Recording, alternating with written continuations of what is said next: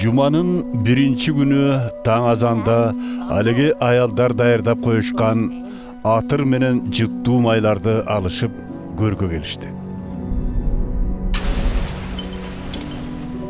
Келгенде көрдүн оозун бекиткен таштын ордунан жылдырылып, алынып салынганын көрүштү.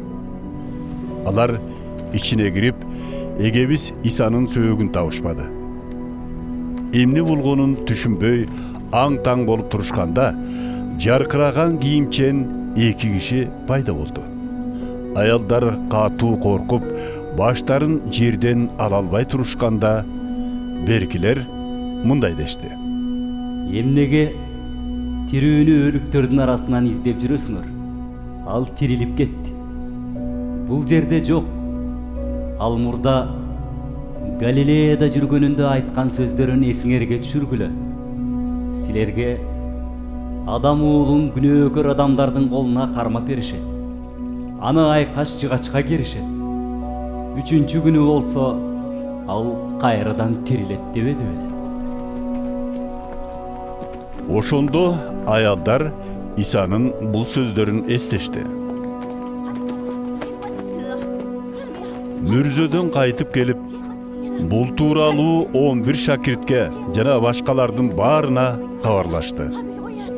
Элчилерге бул кабарды жеткизгендер Магдалалык Мариям, Жахана, Жакыптын энеси Мариям жана башка аялдар эле. Бирок бул сөздөрдү элчилер куру сөз деп ишенишкен жок. Петр болсо ордунан тура калып, мүрзөнү көздөй жүгүрдү. Жетип келип, эңкейип, көрдүн ичин карады. Ал кейпиндердин гана жатканын көрүп, бул ишке таң калып, кайра артына жүрөдү. Так ошол күнү шакирттердин экөө Иерусалимден 10 чакырымдай аралыкта жайгашкан Эмаус деген айылды көздөй жол тартып, болуп өткөн окуялар тууралуу сөз кылып баратышкан. Бул окуяларды талкуулап, сүйлөшүп бара жатышканда Иса жакындап келип, аларга кошулуп калды. Бирок алардын көзү байланып калгандыктан аны таанышкан жок. Иса алардан: «Эмне жөнүндө сөз кылып жатасыңар?» деп сураганда, шакирттер токтой калышты. Алардын өңдөрү капалуу эле. Анан Клеоп аттуусу мындай деди: Иерусалимге келип, жакын арада эле анда болуп өткөн окуя жөнүндө билбеген жалгыз сен окшойсуң. Кайсы окуя? деп сурады Иса. Назареттик Иса жөнүндөгү. Дешти алар. Ал Кудайдын да, бүтүндөй элдин да алдында кудуреттүү иши жана сөзү менен таанылган пайгамбар эле. Биздин жогорку дин кызматчыларыбыз менен эл башчыларыбыз өкүм чыгартып, аны айкаш жыгачка керип өлтүртүштү. Ал эми биз Исраил элин куткаруучу ошол деген ишеним менен үмүттөнгөн элек. Анын үстүнө бул окуянын болгонуна мына бүгүн 3-чү күн.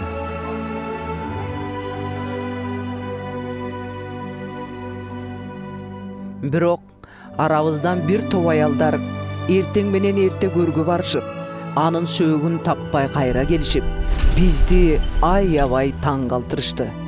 Аларга периштелер көрүнүп, Иса тирүү дешиптир.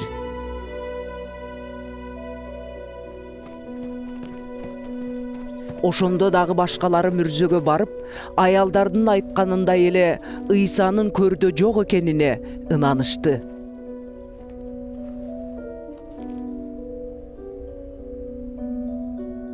Ошондо Иса аларга айтты: Эй баамсыздар, пайгамбарлар айткан сөздөрдүн баарына эмнеге дале ишенбейсиңер? Машаяк өз улуулугуна жеткенден мурун ушул азаптардан өтүш керек эмес беле? Анан Иса аларга Муса жана башка бардык пайгамбарлардан тартып, ыйык жазуулардагы өзү тууралуу айтылгандарды чечмелеп түшүндүрүп берди. Алар бара жаткан айылга жакындаганда, Иса жолун андан ары улай тургандай түр көрсөттү. Бирок шакирттер Бүгүн биздикине конуп калсаңчы. Анткени кечкирип күн батайын деп калды. деп өтүнүштү. Иса алар менен бирге калмакчы болуп үйгө кирди. Алдыларына тамак келгенде ал Кудайга ыраазычылык келтирип, нанды сындырып шакирттерине сунду.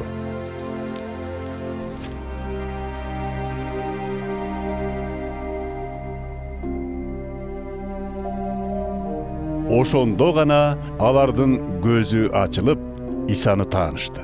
Бирок Иса ошол замат көздөн кайын болду. Шакирттер өз ара Эсиңдеби?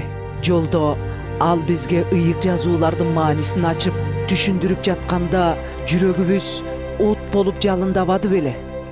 дешти. Ошол замат ордуларынан туруп, Иерусалимге кайтып келишти да, 11 шакиртти жакын адамдары менен чогулуп олтурушкан жеринен табышты.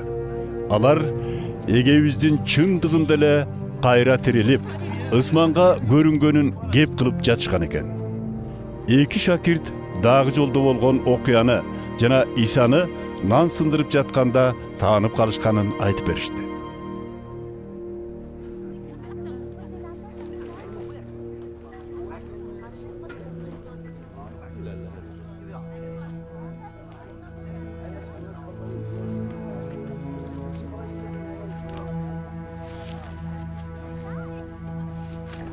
Алар ушундай деп сүйлөшүп жатканда, Иса алардын ортосунда өзү пайда болду да, Ассалому алейкум.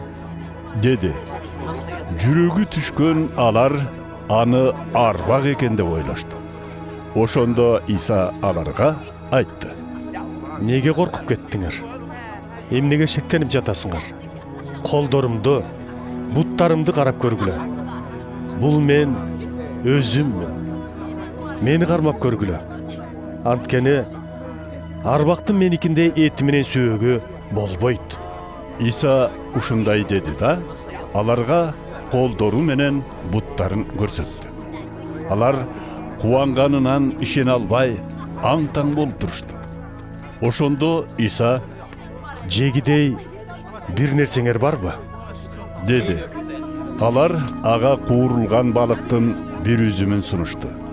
Иса аны алып, алардын көзүнчө жеди. Анан аларга айтты.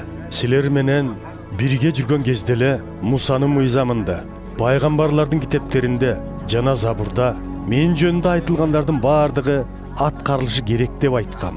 Ошондо ал ыйык жазуулардын маанисин түшүнүүгө шакирттердин акыл сезимин ойготту.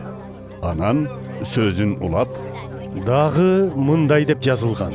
Машаяк ушул азапты башынан өткөрүп, 3-чү күнү өлүмдөн кайра тирилиши керек. Жана ниеттерин өзгөрткөн адамдардын күнөөлөрү кечирилет деп. Анын атынан Иерусалимден баштап баардык элдерге кабар жарыялоо керек. Силер болсо буга күбөсүңөр. Мен силерге атам убада кылган ыйык рухту жиберем. Силер болсо жогорудан келе турган ошол кудуретке толгуча Иерусалимде болгула, деди.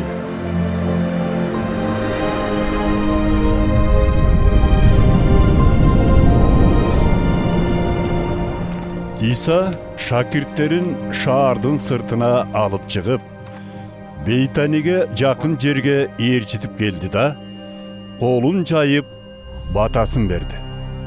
Бата берип жаткан маалда алардан алыстап көккө көтөрүлө баштады.